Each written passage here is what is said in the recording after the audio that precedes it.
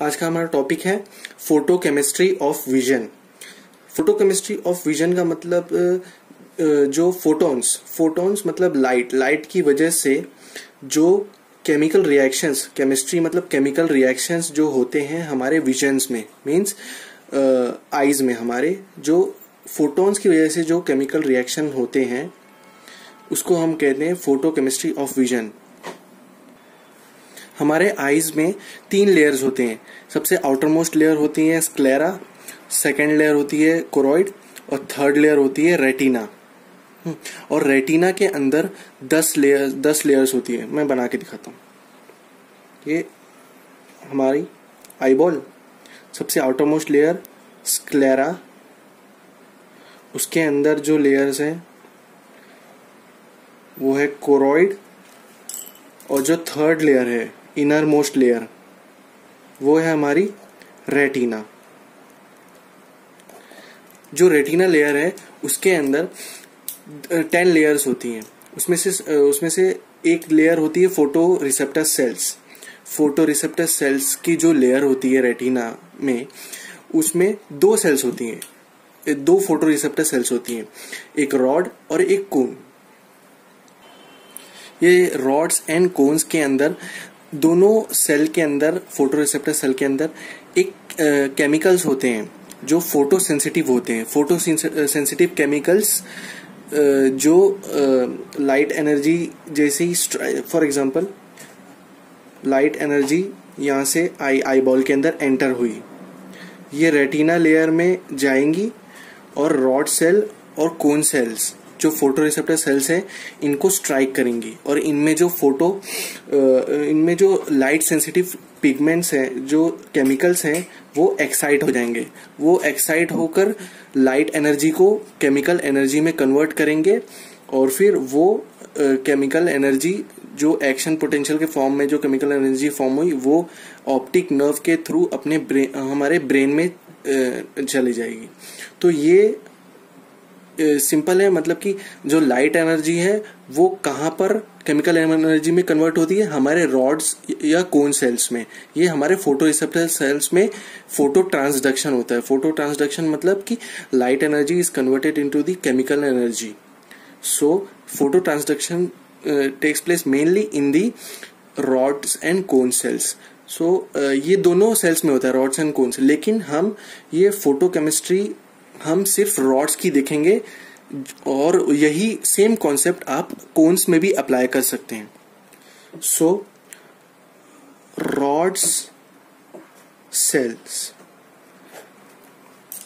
इसमें जो photosensitive chemical है या पिगमेंट है उसे हम कहते हैं rhodopsin.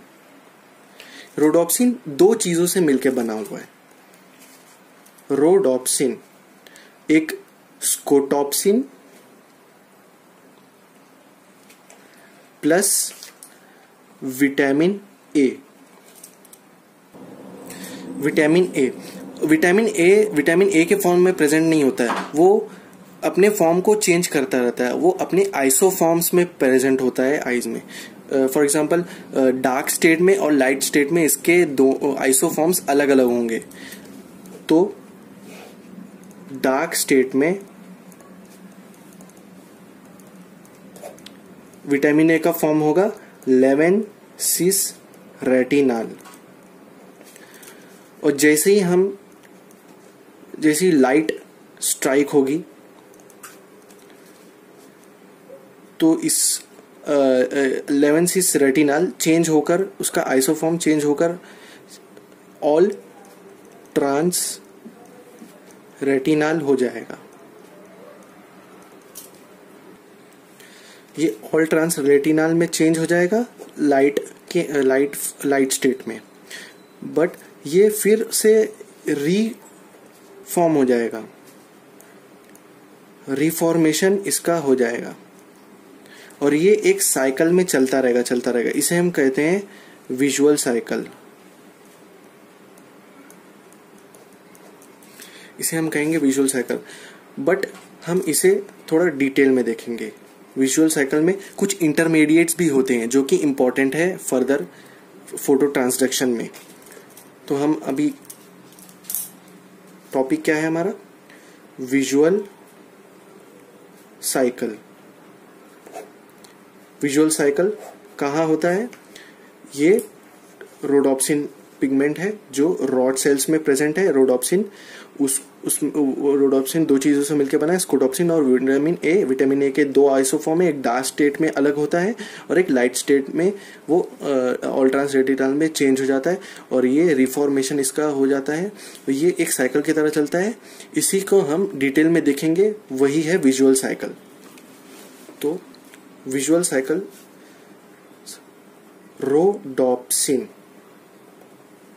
Rhodopsin pigment when light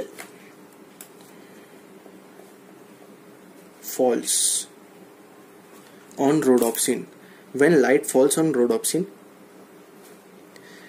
it decomposes, मतलब कि लाइट फॉल होने से रोडोप्सिन डिकम्पोज होने लगेगा। तो वो डायरेक्टली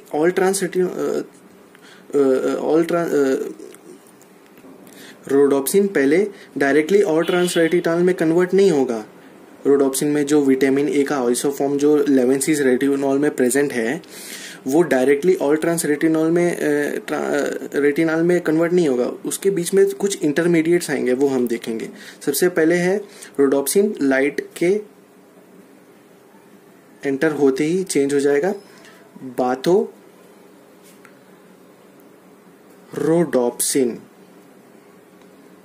बाथोरोडोप्सिन के बाद ये कन्वर्ट होगा लूमीरोडोप्सिन में। लूमीरोडोप्सिन से कन्वर्ट होगा ये मेटारोडोप्सिन में।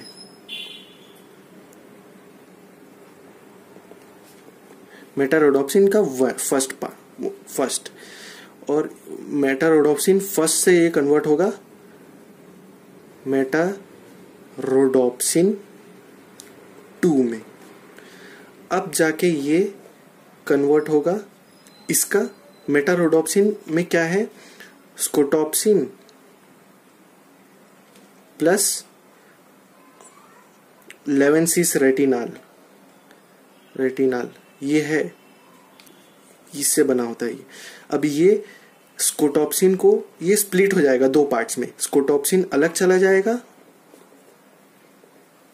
और ये 11-cis रेटिनॉल जो था वो कन्वर्ट हो जाएगा ऑल ट्रांस रेटिनॉल में और all trans retinol further convert होगा ऑल ट्रांस रेटिनॉल में।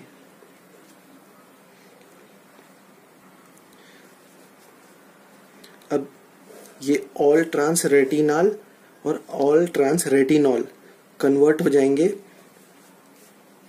11-cis रेटिनॉल और 11-cis रेटिनॉल में। 11-cis रेटिनॉल और 11-cis रेटिनॉल, ये मतलब कि यहाँ ये अल्डिहाइड ग्रुप था इसीलिए ये AL है, AL, और ये अल्कोहल ग्रुप था इसलिए ये OL है। ये all trans retinol gets converts to 11-cis retinol in the presence of isomerase enzyme. ये दोनों रिएक्शन के लिए आइसोमरेज एंजाइम लगेंगे। ये कौन सा रिएक्शन हो रहा है, ये जो मैंने बोला था रिफॉर्मेशन हो रहा है ना, ये रिफॉर्मेशन इस तरह से होगा। पहले ये all trans retinol 11-cis retinol में कन्वर्ट होगा, अब ये स्कोटोप्सिन जो स्प्लिट हो गया था उसको भी वापस लेना है इसे, तभी जाके ये रोडोप्सिन में रिफॉर्म होगा ना। तो ये 11-cis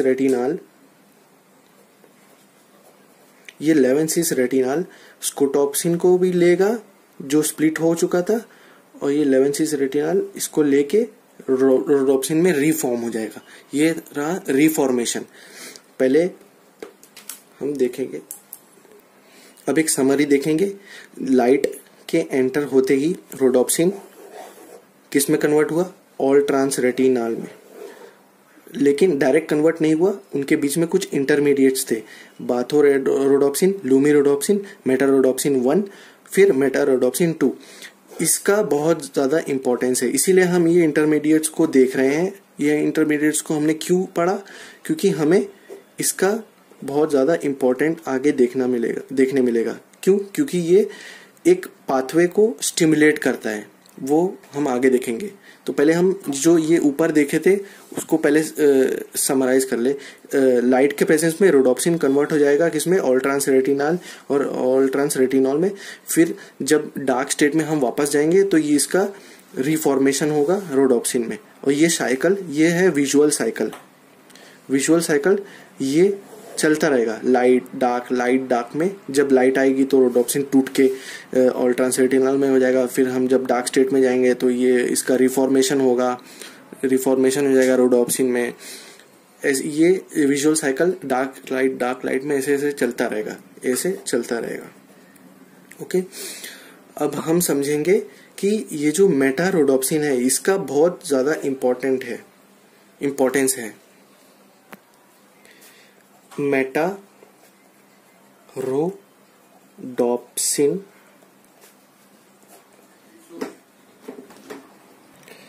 मेटा रोडोप्सिन एक्टिवेट करेगा कौन से पाथवे को, फोटो ट्रांसडक्शन। फोटो ट्रांसडक्शन मतलब कि light energy is converted into the electrical signals. ये किसकी वजह से स्टार्ट होगा, कौन से मेटारोडोप्सिन 2 की वजह से ये पाथवे स्टार्ट होगा। तो अब हमारा नेक्स्ट टॉपिक क्या होगा, फोटो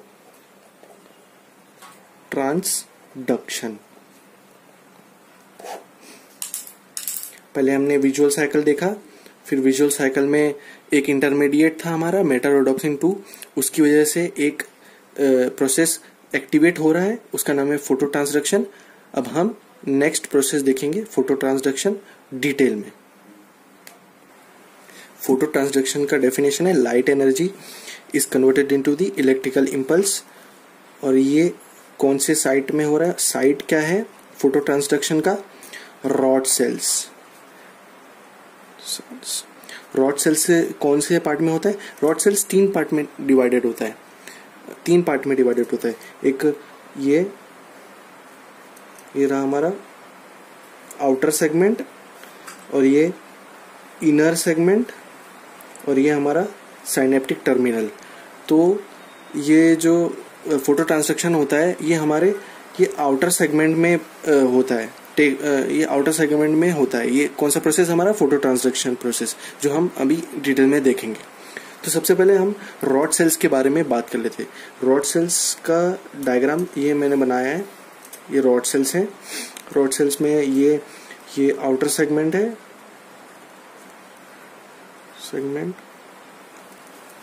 ये हमारा इनर सेगमेंट, ये हमारा साइनेप्टिक टर्मिनल। रॉड सेल्स को हमने 3 पार्ट में डिवाइड किया, outer segment, inner segment and synaptic terminal. इसमें से फोटो ट्रांसडक्शन कहाँ हो रहा है, यहाँ हो रहा है, इधर हो रहा है। तो सबसे पहले हम देखेंगे कि मतलब कि नॉर्मल रॉड सेल का रेस्टिंग मेम्ब्रेन पोटेंशियल होता है -60 मिलीवोल्ट। रॉड सेल का रेस्टिंग मेम्ब्रेन पोटेंशियल -60 मिलीवोल्ट। अब हम देखेंगे मतलब कि ये -60 मिलीवोल्ट जो रेस्टिंग मेम्ब्रेन पोटेंशियल है, ये इसको रेगुलेट कौन कर रहा है मेनली। तो उसके लिए हम ये डायग्राम में आते हैं। यहाँ कुछ चैनल्स प्रेजेंट होते हैं, यहाँ कुछ चैनल्स प्रेजेंट होते हैं। इन चैनल्स का नाम क्या है, ये है पोटेशियम चैनल्स, और ये है cyclic GMP sensitive sodium channels. Resting membrane potential -60 millivolt है। उसे कौन रेगुलेट कर रहा है? उसे रेगुलेट कर रहा है पोटेशियम आयंस, जो कि ये पोटेशियम चैनल्स के थ्रू बाहर निकल जाता है। नॉर्मली -60 मिलीवोल्ट मीन्स यहाँ पर 0 है और यहाँ -60 है, तो यहाँ -60 मतलब नेगेटिव करना, मतलब कि हमें कोई तो पॉजिटिव आयन को बाहर भेजना पड़ेगा। अंदर -60 मिलीवोल्ट रेस्टिंग मेम्ब्रेन पोटेंशियल क्या होता है कि रेस्टिंग स्टेट में जो मेम्ब्रेन का पोटेंशियल होता है, अंदर जो पोटेंशियल होता है, उसको हम रेस्टिंग मेम्ब्रेन पोटेंशियल बोलते हैं। और उसको हमें क्या रखना है? -60 मिलीवोल्ट रखना है, क्योंकि वो नॉर्मल रेस्टिंग मेम्ब्रेन पोटेंशियल है रॉड सेल का। ओके, तो उसके लिए हमें एक पॉजिटिव आयन को बाहर भेजना पड़ेगा। तो हम उसके लिए पोटेशियम आयन को बाहर भेजते हैं। किसके थ्रू? पोटेशियम चैनल के through. So normal resting membrane potential is equal to -60 millivolt is regulated by potassium efflux. Potassium efflux, normally potassium efflux होता रहेगा और हमारा resting membrane potential -60 millivolt regulate होता रहेगा। ओके, अब हम दो स्टेट में देखेंगे कि इस मेम्ब्रेन पोटेंशियल में रेस्टिंग मेम्ब्रेन पोटेंशियल -60 मिलीवोल्ट में दो स्टेट में एक डार्क स्टेट और एक लाइट स्टेट, ये दोनों स्टेट में क्या क्या चेंजेस आते हैं वो हम देखेंगे। तो सबसे पहले हम देखेंगे डार्क स्टेट में क्या चेंजेस आते हैं इस रेस्टिंग मेम्ब्रेन पोटेंशियल में। तो सबसे पहले डार्क स्टेट में क्या होता है? डार्क स्टेट में जनरली साइक्लिक जीएमपी का लेवल अच्छा खासा रहता है। साइक्लिक जीएमपी का लेवल अच्छा खासा है, उसकी वजह से क्या स्टिमुलेट होगा? सोडियम चैनल ओपन रहेंगे। Due to the considerable amount of the cyclic GMP, the sodium channels cyclic GMP sensitive sodium channels will remain open during dark state. Due to this, sodium influx takes place. Cyclic GMP sensitive sodium channel अगर open रहेंगे तो फिर sodium का influx होगा, तो अंदर positive charge बढ़ेंगे, तो अंदर डीपोलराइजेशन स्टार्ट हो जाएगा, which leads to depolarization. Therefore dark state में क्या होगा? Dark state depolarization. D for D, ये ट्रिक है याद करने के लिए। डार्क स्टेट में क्या होगा? डीपोलराइजेशन होगा। ओके, हमने देख लिया कि डार्क स्टेट में क्या हो रहा है? डीपोलराइजेशन हो रहा है। अब हम देखेंगे लाइट स्टेट में क्या होगा। लाइट स्टेट में क्या होगा? तो सबसे पहले लाइट स्टेट में क्या होगा? फोटो ट्रांसडक्शन होगा।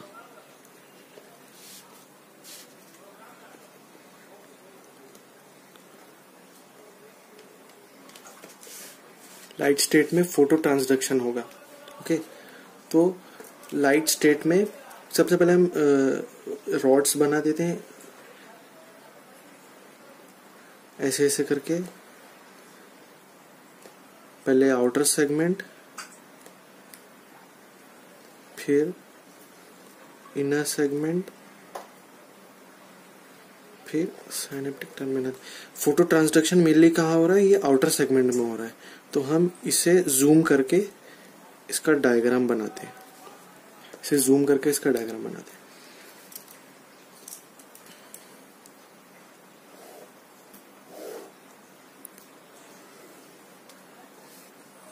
तो ये किसका डायग्राम है?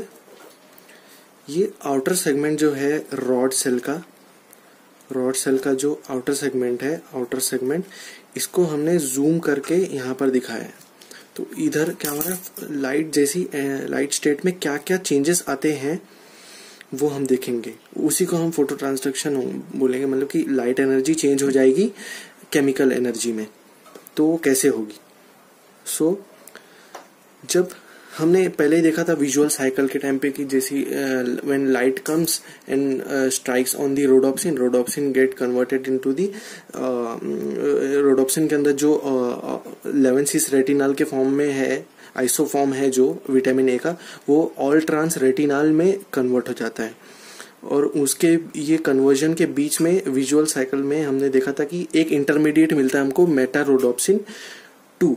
वो हमने पहले ही देखा था कि यहाँ पर देखा था कि मेटा रोडोप्सिन 2 ही एक्टिवेट करता है फोटो ट्रांसडक्शन को। तो वो कैसे एक्टिवेट करता है वो हम देखेंगे। तो लाइट के प्रेजेंस में मेटा रोडोप्सिन हमें मिला,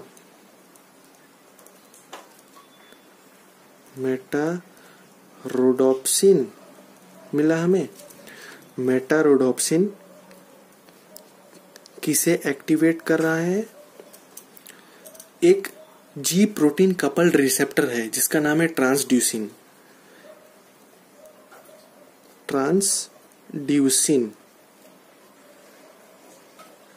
ये क्या है, जी प्रोटीन कपल्ड रिसेप्टर है। इसे मेटा रोडोप्सिन ने एक्टिवेट किया। ये पहले इनएक्टिव फॉर्म में था,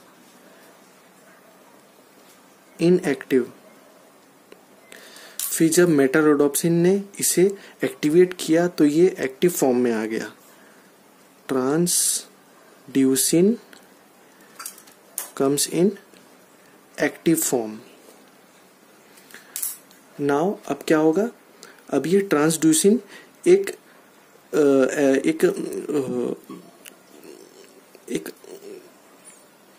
एक एंजाइम है फॉस्फोडाइस्ट्रेस, उसको एक्टिवेट करेगा। ट्रांसड्यूसिन activates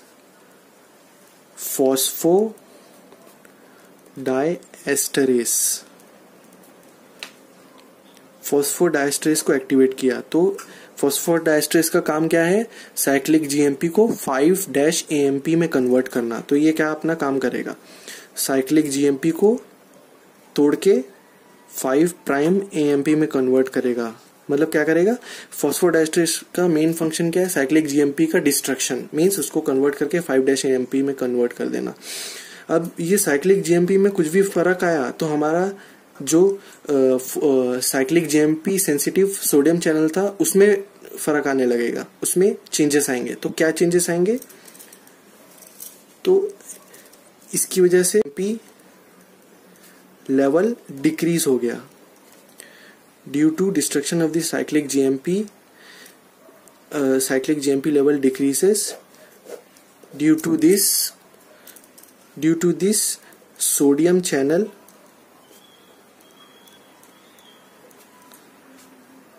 closes. Sodium channel close हो जाएगा। सोडियम चैनल क्लोज हो जाएगा तो सोडियम का इन्फ्लक्स नहीं होगा। सोडियम का इन्फ्लक्स नहीं होगा तो डिपोलराइजेशन नहीं होगा। अगर डिपोलराइजेशन नहीं होगा तो मींस उसका पोटेशियम इन्फ्लक्स तो पोटेशियम इफ्लक्स तो हो ही जा रहा है, उसमें रुकावट नहीं है। तो नेगेटिव पॉजिटिव चार्ज बाहर कंटिन्यूसली जाते जा रहा है, लेकिन डिपोलराइजेशन नहीं हो रहा है। मतलब कि सोडियम अंदर नहीं आ रहा है। इसका मतलब डिपोलराइजेशन नहीं हो रहा है, मतलब अंदर नेगेटिव चार्जेस का मात्रा बहुत ज्यादा बढ़ रही है। इसकी वजह से हाइपरपोलराइजेशन होगा। So sodium channel closes, which leads to hyperpolarization of rods. Okay, hyperpolarization of rod cells. Hyperpolarization कहाँ होगा, रॉड सेल्स का जो साइनेप्टिक टर्मिनल है ना, ये टर्मिनल यहाँ पर हाइपरपोलराइजेशन की वजह से क्या होगा, न्यूरोट्रांसमीटर, रॉड सेल्स असल में क्या कौन सा न्यूरोट्रांसमीटर यूज करते हैं, glutamate as a neurotransmitter use करते हैं। तो वो हाइपरपोलराइजेशन की वजह से हमेशा यही होता है, मतलब हाइपरपोलराइजेशन की वजह से सिग्नल जाना बंद हो जाएगा, मतलब कि ग्लूटामेट रिलीज नहीं होगा, न्यूरोट्रांसमीटर रिलीज बंद हो जाएगा। Decrease in glutamate release from synaptic terminal. अब इसकी वजह से क्या होगा, this generates signal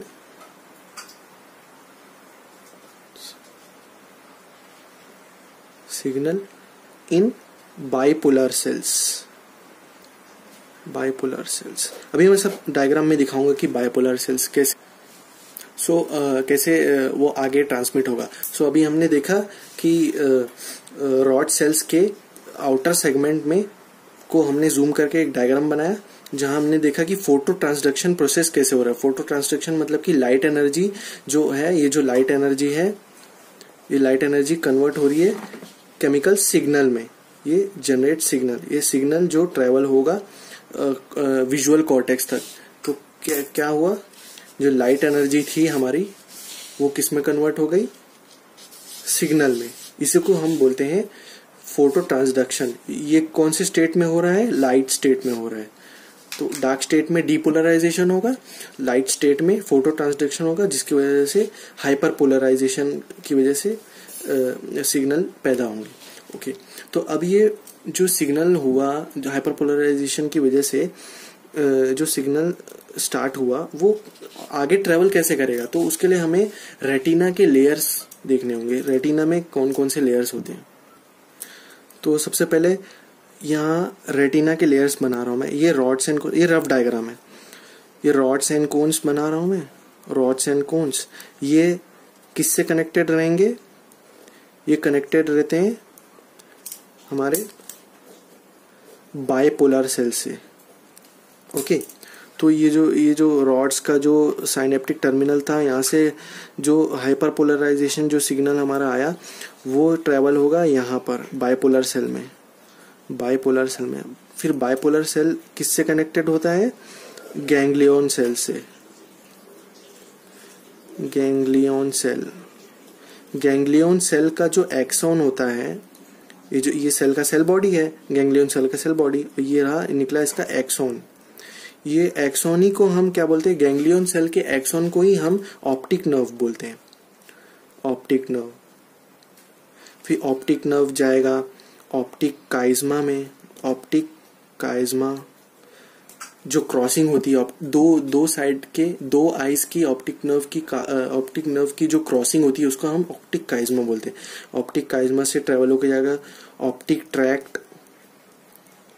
optic tract से वो सिग्नल हमारा विजुअल कॉर्टेक्स में चला जाएगा।